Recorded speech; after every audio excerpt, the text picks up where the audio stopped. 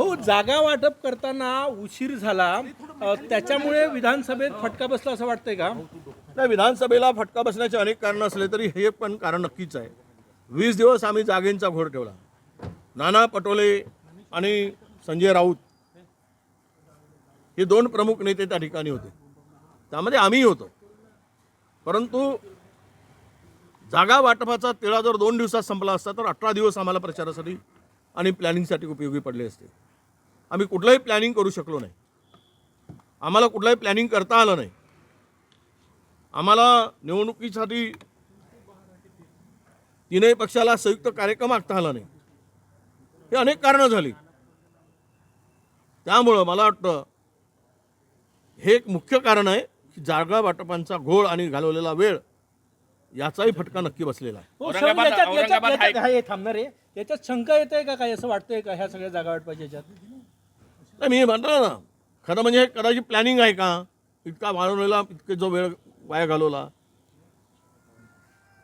बैठकीची वेळ 11 वाजता, यायचं 2 वाजता, अनेक नेते उशिरा येत होते. त्यामध्ये मी कोणाचं नाव घेणार नाही. आणि यामुळं हा बैठकांचा वेळ लांबत गेला. एकेका जागेवरून वारंवार त्या गोष्टी होत गेल्या. कदाचित महाराष्ट्रामध्ये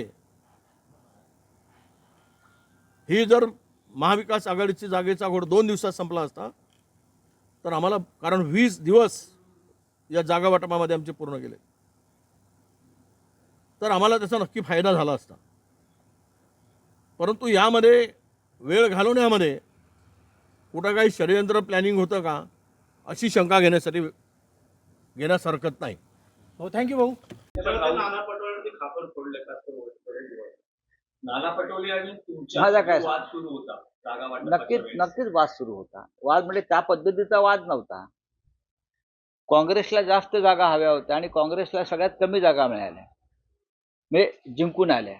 आम्ही 20 जागा जिंकलो, पण आता त्याच्यामध्ये कशा करता वाद करायचा? जागा वाटपाला विलंब झाला हाच मुद्दा आहे. जागा वाटपाला विलंब झाला आणि त्या जागा वाटपामध्ये मिस्टर वडेट्टीवार सुद्धा होतेच की. विदर्भातल्या काही जागा वडेट्टीवारांनी सोडल्या असत्या काँग्रेस, राष्ट्रवादी किंवा शिवसेनेला, तर फार बरं झालं असतं. ज्या जागा ते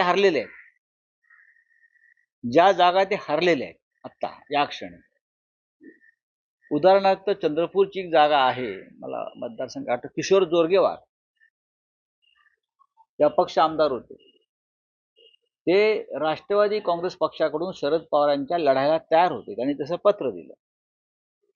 ती जिंकणारी जागा होती. जयंतराव पाटील किंवा जितेंद्र आव्हाड, माननीय शरद पवार साहेब, अनिल देशमुख हे वारंवार समजवत होते की किशोर जोरगेवार हे जिंकणारे उमेदवार आहेत, ते आमच्याकडनं लढतायत, ती जागा तुम्ही सोडा.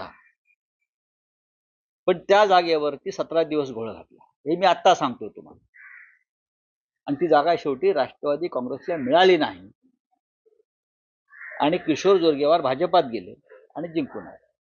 अशा अनेक जागा आहेत. काही लोकांना वाटत होतं